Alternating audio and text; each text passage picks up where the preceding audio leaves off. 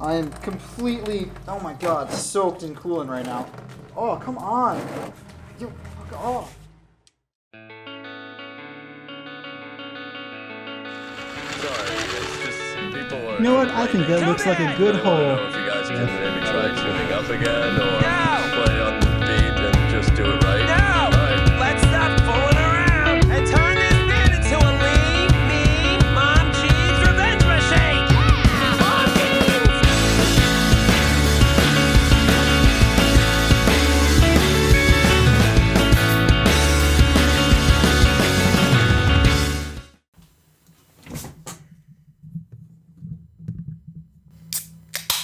So in this video, we finally start the Turbo Miata. There's a lot of buttoning up to do. We have to trim hoses, fill the radiator, fill the engine with oil, finish off the intake system. There's a lot of stuff. So a quick thing to do was trim that upper radiator hose. It fit a little bit too snug with that intercooler hose, so definitely a quick job. Why are you running? Look, street lights on, nigga never reached home yet, but I'm reaching for the cognac. Okay, so here is how you reroute the coolant. I say reroute because there's an actual reroute kit, but this is just using a different hose than stock. So here we have it connected, goes down. We chose to go on the inboard side of the power steering and AC lines. The intercooler was a pretty tight fit with AC and power steering, so I had to bend quite a bit. Next up was fitting the exhaust on the car. So the downpipe is from Flyin Miata, it's 2.75 inches. Eventually I want to upgrade to a 3-inch system, but I didn't have the money for it, so I basically just reused my old catback and midpipe, and everything bolted up perfectly. The downpipe is actually really easy to put on the turbo. Arguably, it's way better designed than the header. You have a slot in the wheel well. It is perfect. It's so easy.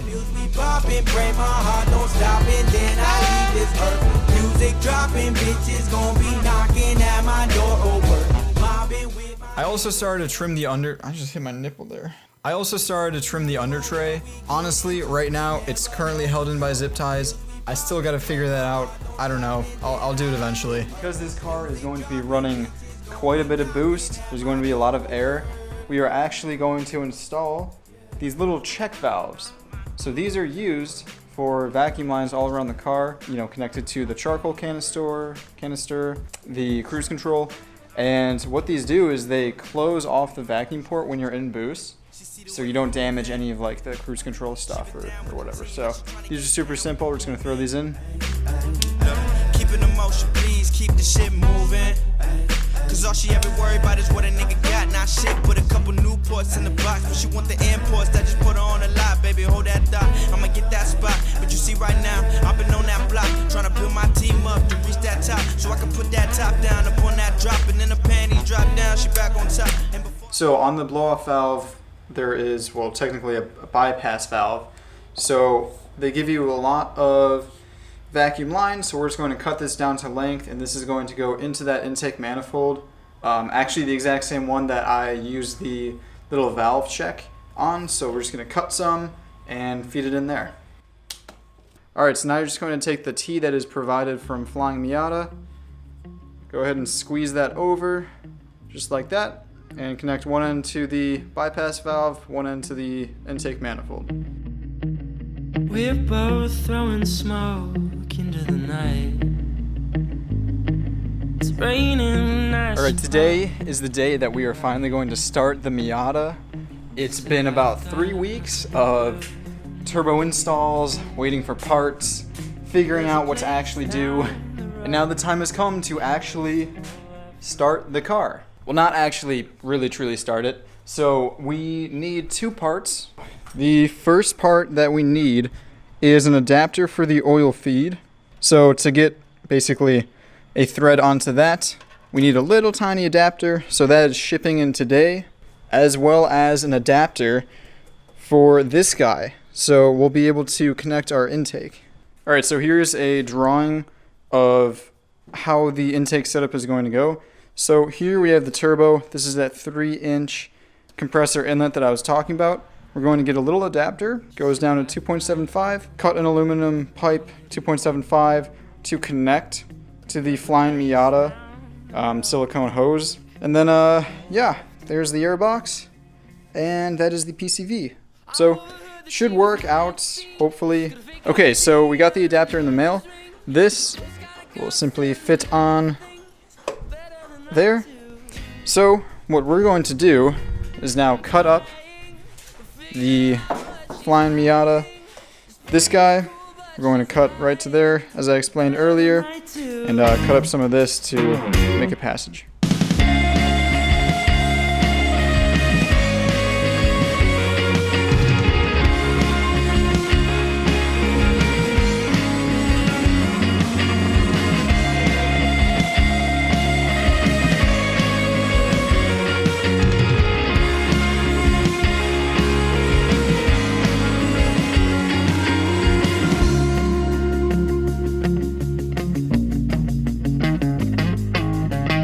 Alright, so we got the intake all sorted out. It looks absolutely amazing. This filter is actually angled on that coupler, which is super nice. We also have the recirculating valve plugged in over there, so that's all fine and dandy. It worked out. It doesn't look necessarily perfect, but it's definitely functional. We also have the PCV routed there. I may eventually cut it and make it look a little bit nicer, but I'll do that once I get like a boost management system. So I am running a CSF Radiator, which is really, really awesome, great build quality. I'm not sure if it can survive actual track days. We'll have to kind of play that by ear, but we are going to be flushing this bad boy with some distilled water. 2 gallons was like, I think $1.50, something like that. So this is a very safe and cheap way to basically get, if there is any particles out of the car, because this has been manufactured and probably has some stuff in it, as well as all of these pipes. They probably just need a good flush. So I'm gonna run these through, and then I guess actually fill it up with coolant right after that.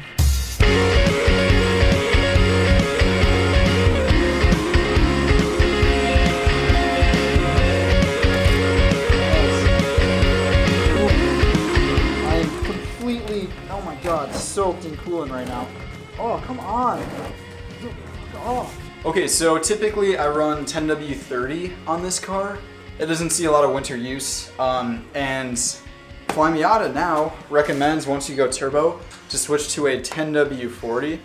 So this should be good for street use plus track use. I'll see how it runs. It's definitely going to need an oil cooler if I actually get it out on track and try to do some full send 20-minute sessions. It's gonna need an oil cooler, I can tell you that right now. But for now, we're just going to fill it up with some of this, and that'll be the oil.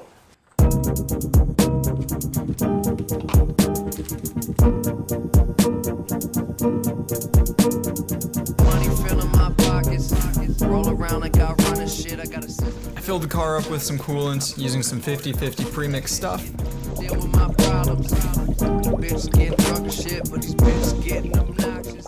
So, other than that, we filled the radiator up, and just now, seriously, not even 5 minutes ago, like 2 minutes ago, we got the fittings for the oil feed. Those are going to go on top of the turbo and allow us to connect our oil feed.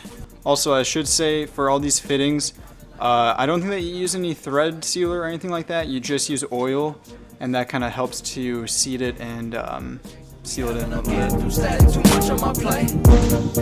Lord, I need me a break.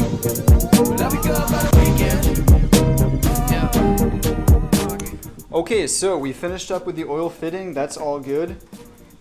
We're ready to fire it up. So before we do that, this turbo is oil and water cooled. So what that means is that it really needs oil before the turbo actually spins. If you don't do that, then you can really damage a turbo, and that's not what I'm trying to do right now. So we go into the fuse box, open that bad boy. I'm gonna grab this 30 amp. This isn't for everybody. If you have an NB2, maybe yours is the exact same, but grab that 30 amp, that's for the injectors. And yeah, the car will crank over and over, move the fuel around, and it won't fire. Yep.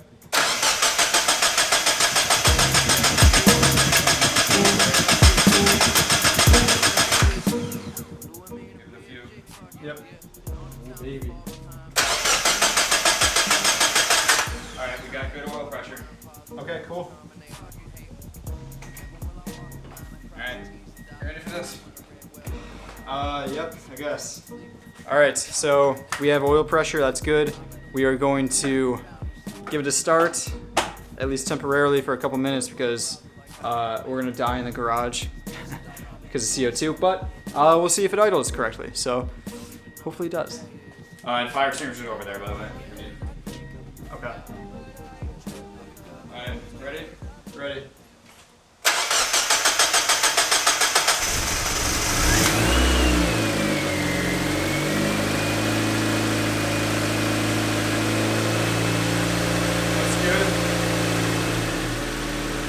Oh, leak. What is it? Shut it.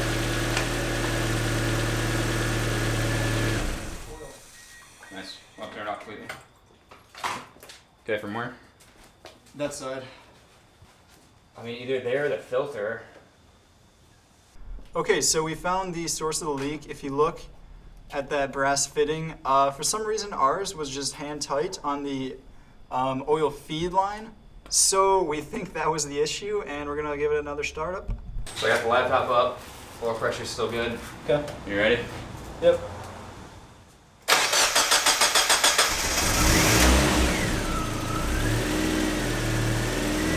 Looking good. All right, we'll wait until it gets a little more heat.